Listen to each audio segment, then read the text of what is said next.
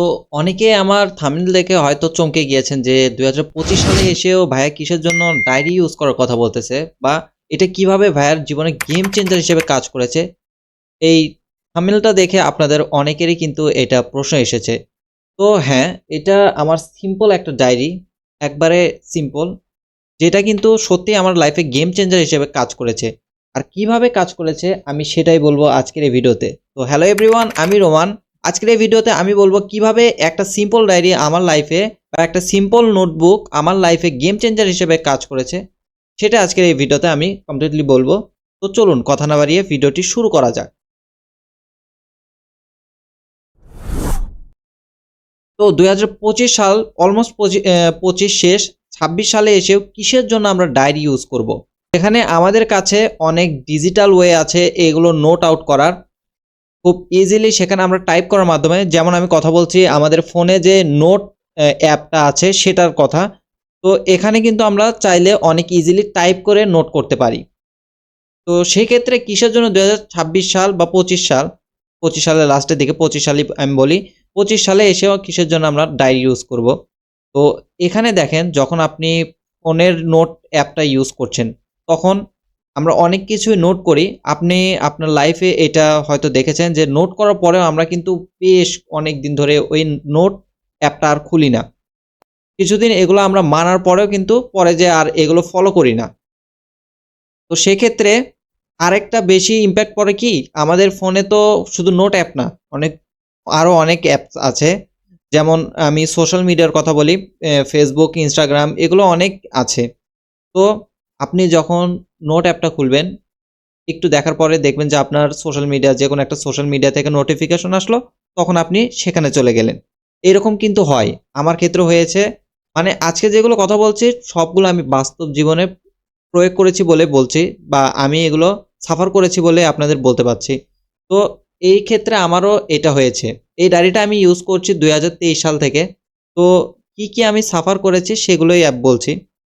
তো এরকম কিন্তু নোটিফিকেশন আসেই। কোনো না কোনো সোশ্যাল মিডিয়া থেকে নোটিফিকেশন আসে, আপনার মাইন্ডটা কিন্তু তখন সেদিকে ডিস্ট্রাক্ট হয়ে যায়। আর মাইন্ডটা যদি একবার ওইদিক ডিস্ট্রাক্ট হয়ে যায়, তখন তো আমাদের সোশ্যাল মিডিয়ায় অনেক ভিডিও আছে, রিলস আছে। সেগুলো দেখতে ধরলে কোন দিক দিয়ে সময় চলে যায় আপনি নিজেও বলতে পারেন না। তো এইটা হচ্ছে একটা বড় কারণ। আর যখন আপনি ডায়েরিটা ইউজ করবেন, ডায়েরিতে আপনার কি আছে? জাস্ট আপনি যেগুলো নোট করেছেন, নোট করে লিখেছেন যেগুলো, সেগুলোই আছে। তো এই ক্ষেত্রে একটা বড় ভূমিকা পালন করে ডায়েরি। ডায়েরিটাকে আমি কিভাবে ইউজ করি দেখেন, আপনারা অনেকেই কি করেন, একবারে পুরো একটা দিনের যে আপনাদের রুটিন আছে সেটা অনেকে ডায়েরিতে লেখে। তো আমি ওইভাবে করি না।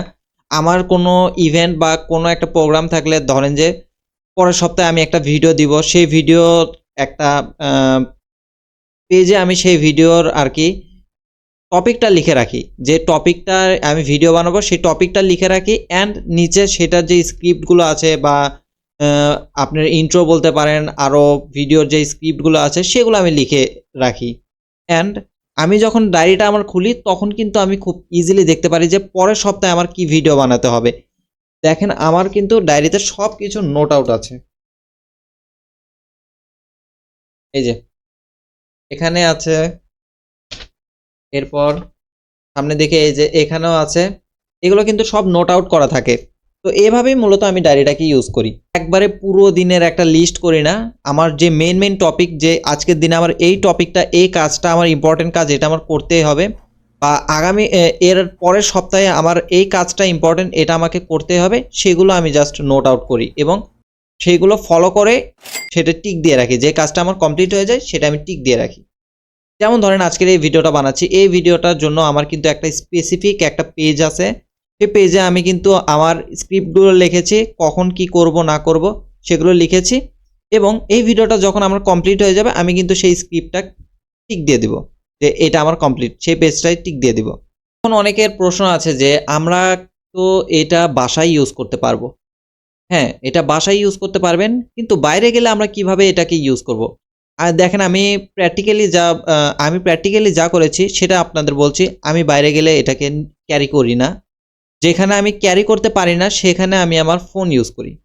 ফোনের তাও নোট ইউজ করি না। আমি ফোনে যে ভয়েস, আমার যে ভয়েস অপশনটা আছে আমি সেটাকে ইউজ করি, এবং যেগুলো যেগুলো আমার ইম্পর্টেন্ট টপিক বা নোট করার মতো জিনিস সেগুলো আমি ভয়েসের মাধ্যমে কভার করে রাখি এবং বাসায় এসে খুব তাড়াতাড়ি সেটাকে আবার নোট আউট করে নিই। নোট আউট করার পর সে ভয়েসটা ডিলিট করে দিই। এভাবেই কিন্তু আমি কাজটা করেছি। কারণ কি দেখবেন যে ফোনের জিনিস কিন্তু আমাদের ফোনেই থাকে। আমরা অনেক ক্ষেত্রে দেখা যায় যে স্যার ক্লাসে একটা ইম্পর্টেন্ট টপিক করাচ্ছে, আমরা কি করি? বোর্ড থেকে যদি ফোন নিয়ে যাওয়ার অপশন থাকে, অনেক কলেজে বা অনেক ইউনিভার্সিটিতে ফোন নিয়ে যাওয়ার অপশন আছে। সেখানে যেয়ে আমরা কি করি? বোর্ডের ছবি তুলে নিই। যে টপিকটা করালো সেটার ছবি তুলে নেই বা আমাদের হ্যান্ড নোট নেই। সেক্ষেত্রে আমার যে সহপাঠী আছে তার হ্যান্ড নোটটার আমরা কি করি? ছবি তুলে নেই পরে করব বলে। কিন্তু আমরা কি পরে করি? আদৌ কি করি? করি না কিন্তু। আমরা 90% লোকই কিন্তু এই কাজটা আর করি না। আমরা কি করি? ফোনে আছে তো, ফোন থেকে আমরা পড়ে নিব। কিন্তু সেটাও কিন্তু আর একসময় যেয়ে পড়া হয় না। তো ফোনের জিনিস কিন্তু ফোনেই থেকে গেল। সেটা বাদে আপনি যদি নোট করেন, সাথে, সাথে নোট করেন তাহলে কিন্তু জিনিসটা খুব ইজিলি থেকে যায় এবং আপনার মনোযোগটা শুধু ওই নোটের দিকেই যাবে তখন। ফোনের কোনো আদার্স কোনো অ্যাপে গেল না। জাস্ট ওই নোটের দিকেই কিন্তু আপনার মনোযোগটা থাকলো। ওকে, তো একটা ওয়ার্ড আছে সেটা হচ্ছে ডিজিটাল হোর্ডিং সিনড্রোম। তো এটা জিনিসটা কি? সেটা হচ্ছে আমরা যখন আমাদের ইনস্টাগ্রাম বা ফেসবুকে কোনো একটা রিলস দেখি, সেটাকে কি করি? যদি সেটা আমাদের নিশ রিলেটেড হয় বা আমাদের পছন্দের হয়, সাপোজ আমি স্টুডেন্ট, আমি স্টুডেন্ট, সাপোজ স্টুডেন্ট, তো আমরা কি করি? সাপোজ কোনো একটা সূত্র দেখা গেল বা একটা ভিডিও আসলো আমাদের সামনে যেটা আমাদের জন্য ইম্পর্টেন্ট, সেই ভিডিওটা আমরা কি করে রাখি? সেভ করে রাখি। সেভ একটা অপশন আছে সেটাতে ক্লিক করে আমরা সেভ করে রাখি। এরকম আমাদের নিশ রিলেটেড আমাদের পছন্দের অনেক ভিডিও আছে যেগুলো আমরা সেভ করে রাখি। কিন্তু আদৌ কি আমরা সেগুলো দেখি? অনেক কম লোকই আছে যেগুলো সেভ করে রাখে সেই ভিডিওগুলো দ্বিতীয়বার যে আবার দেখে। তো এটাকে বলে আর কি ডিজিটাল হোর্ডিং সিনড্রোম। ডিজিটালি কোনো জিনিসকে সেভ করা অনেক সহজ, অনেক। কিন্তু আমরা কেউ ফলো করি না বা ফলো করার যে একটা মন মানসিকতা সেটা কিন্তু আর ক্রিয়েট হয় না বা আমাদের মনেও থাকে না। আমাদের যে মাইন্ড, সে মাইন্ডে থাকে না যে আমরা এগুলোকে দ্বিতীয়বার দেখব বা আমাদের এরকম একটা ভিডিও আছে যেটাকে আমরা সেভ করে রেখেছি। কিন্তু যদি আপনি এটাতে সেটাকে সেভ করে রাখেন বা এটাতে সেটাকে নোট করে রাখেন তাহলে কিন্তু খুব ইজিলি আপনি সেটাকে খুঁজে পাচ্ছেন। কারণ কি? আপনার এই যে একটা ডায়েরি, এটাকে দেখার সাথে আপনার মনে হবে যে এখানে আমার কিছু নোট আছে, এটাকে আমার ফলো করতে হবে। এই এই হচ্ছে আপনার ডিজিটাল হোর্ডিং সিনড্রোম টপিকটা। ওকে, অনেক টিচারই কিন্তু বলে যে নোট ডাউন করতে, যেটাই আপনি পড়বেন সেটাকে নোট করবেন। কিসের জন্য বলে? কারণ কি? নোট করার সময় আমরা একে তো লিখছি, দ্বিতীয়বার আমরা আবার সেটাকে পড়ছি। লেখার সময় একবার আমাদের মস্তিষ্ক সেটাকে ক্যাপচার করলো, আবার পড়ার সময় সেটাকে আবার ক্যাপচার করছে। তো এটাকে বলে রিকল। আমাদের মস্তিষ্ক এটাকে রিকল করে এবং এর ফলে কি হয়? আমাদের এটা দীর্ঘদিন পর্যন্ত মনে থাকে। কিন্তু ডিজিটালি যদি আমরা সেটাকে করতে যাই, আমাদের কিন্তু এটা বেশি দিন মনে থাকে না। এজন্য কিন্তু দেখবেন যে বড়, বড় টিচার যারা আছে বা এজ আ ছোট টিচার আমিও নিজেও কিন্তু আমার স্টুডেন্টদের বলি যে এগুলোকে নোট ডাউন করতে। আমি যেগুলো পড়াবো বা যেগুলো আমি পড়তে দিয়েছি সেটাকে অ্যাজ আ এইচডব্লিউ হিসাবে লিখে আনতে। কেন বলি? কারণ আমাদের মস্তিষ্ক সেটাকে রিকল করে। আর এই জিনিসটা আমাদের মনে থাকে অনেক দিন পর্যন্ত। অনেক দিন পর্যন্ত আমাদের এটা মনে থাকে, আমাদের মস্তিষ্ক সেটাকে ক্যাপচার করে রাখে। দ্যাটস ওয়াই অনেকেই কিন্তু বলে, অনেক টিচাররাই বলে সবকিছু নোট করতে। সব টিচারদের কিন্তু একটা কমন ডায়লগ, সেটা হচ্ছে যতই পড়িবে ততই ভুলিবে, যতই লিখিবে ততই মনে থাকিবে। এটা কিন্তু আপনিও আপনার লাইফে একবার না একবার হলেও শুনেছেন। আমি নিজেও শুনেছি এবং এই ডায়লগটা আমি নিজেও কিন্তু দেই।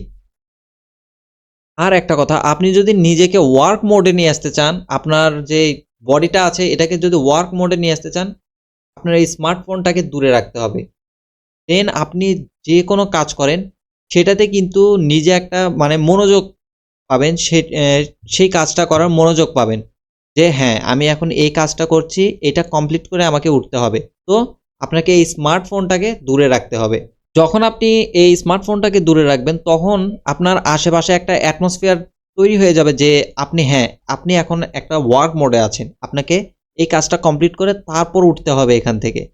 তো এইজন্য আমাদের সবচেয়ে বেশি গুরুত্বপূর্ণ যে এই স্মার্টফোনটাকে দূরে রাখা। আর যদি এই স্মার্টফোন আপনার সাথে থাকে তাহলে কি হবে? এই স্মার্টফোনে যদি সাপোজ মনে করেন আমি এখন একটা কাজ করতেছি, এটা আমি নোট করলাম, স্মার্টফোনে নোট করলাম, তখন আমার মনে হবে যে দেখি একবার মেসেঞ্জার চেক করি, অথবা ফেসবুকে একটু রিলস দেখি। নোট আউট তো করে নিয়েছি, এখন একটু সময় আছে, আমি একটু রিলস দেখে নেই। বা ইনস্টাগ্রামে কে মেসেজ দিল, বা ইনস্টাগ্রামে কি নিউ ফিড কি এসেছে, এগুলো একটু চেক করি। এই এগুলোই কিন্তু আমাদের সাথে হয়, আমরা বাস্তব জীবনে এগুলোই কিন্তু সাফার করি বেশি। তো এই জন্য ডিজিটালি জিনিসটা, এই ডিজিটাল ওয়েটা থেকে আমাদের একটু দূরে থাকতে হবে যদি আমরা লাইফে সাকসেস হতে চাই। অবশ্যই আমরা ডিজিটাল যে পদ্ধতি বা আধুনিক যে পদ্ধতি আছে এটাকে ইউজ করব, কিন্তু সব ক্ষেত্রে না। অনেক ক্ষেত্রে এটাকে আমাদের অ্যাভয়েড করতে হবে, অনেক ক্ষেত্রে কিন্তু আমাকে আবার এটা ইউজ করতে হবে। তো সেটাই মেনটেন করে আমাদের কাজ করতে হবে। কারণ কি, যখন আপনি এই স্মার্টফোনটাকে বেশি ইউজ করবেন তখন কিন্তু ওই ওয়ার্ক মোডটা আর থাকে না, ওই অ্যাটমসফিয়ারই আপনার সাথে আর থাকবে না। জাস্ট আপনার মনে হবে যে এই কাজটা তো আমাদের এতদূর করেছি, এই কাজটা আমি এতদূর করেছি, আর একটু পরে করবো, একটু রিলস দেখে নেই। কিন্তু ওই রিলস দেখতে ধরলে কিন্তু আপনার সময় শেষ, ওখানে দেখবেন যে কখন ঘন্টা কাটিয়ে গেছে আপনি নিজেও বলতে পারবেন না। তো এভাবে একটা ডায়েরি আমার লাইফে কিন্তু গেম চেঞ্জার হিসেবে কাজ করেছে। আমি এটাই আপনাদের সকলকে, আমার স্টুডেন্ট বলেন বা আমার সহপাঠী অথবা আমার বড় ভাই, সকলকে একটা কথাই বলবো যে আপনারা একটা ডায়েরি ইউজ করেন, এভাবে নোট আউট করেন। সুন্দর একটা ডায়েরি কিনবেন যেটাতে আপনাকে লিখতে ইচ্ছা করে। আপনি একটা ডায়েরি কিনলেন যেটাতে আপনার লিখতে ইচ্ছা করে না, এরম হলে চলবে না। আপনাকে একটা সুন্দর ডায়েরি সিলেক্ট করতে হবে আপনার জন্য, এবং বিভিন্ন কলম ইউজ করতে হবে। আপনাকে শৌখিন মানুষ হতে হবে এগুলো করতে গেলে। তো আপনাকে একটা সুন্দর ডায়েরি কিনতে হবে, বেশ কিছু কলম কিনতে হবে। আমার কাছে কিন্তু দেখেন বিভিন্ন কলমের পাশাপাশি এই ফাউন্টেন পেনটাও আছে, আমি এটাকেও ইউজ করি। তো এইরকম আপনাকেও কলম ইউজ করতে হবে, অনেকগুলো অনেকগুলো কালারিং কলম আছে, এগুলোকে ইউজ করতে হবে। এবং আপনার ডেইলি যে ইম্পর্টেন্ট কাজগুলো আছে সেগুলোকে নোট আউট করতে হবে, এবং সেগুলোকে ফলো করে বাস একটা একটা করে টিক দিতে হবে যেগুলো আপনি করেছেন। তো এইভাবেই কিন্তু আপনি বেশ একটা লম্বা সময় ধরে ডায়েরি ইউজ করলে একটা ডায়েরি আপনার লাইফে গেম চেঞ্জার হিসেবে কাজ করবে, আমি গ্যারান্টি দিচ্ছি। তো ধন্যবাদ সকলকে এতক্ষণ পর্যন্ত ভিডিওটি দেখার জন্য। ভিডিওটা ভালো লাগলে অবশ্যই একটা লাইক দিবেন, এবং আপনার গুরুত্বপূর্ণ মতামত কমেন্টে জানিয়ে যাবেন। ধন্যবাদ সকলকে। আসসালামু আলাইকুম।